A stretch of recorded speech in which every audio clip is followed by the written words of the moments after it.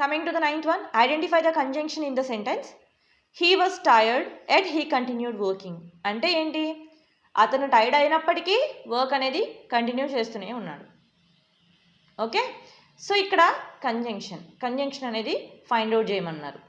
So conjunction అంటే ఏం చెప్పుకున్నాం మనం, 2 వర్డ్స్ని కానీ ఫ్రేజెస్ని కానీ క్లాసెస్ని కానీ జాయిన్ చేసేది, అవునా. సో ఇక్కడ ఎట్ అనేది మనకి 2 కాంట్రాస్టింగ్ ఐడియాస్ని కనెక్ట్ చేస్తుంది. అతను టైర్డ్గా ఉన్నాడు, అలాగే వర్క్ కంటిన్యూ చేస్తున్నాడు.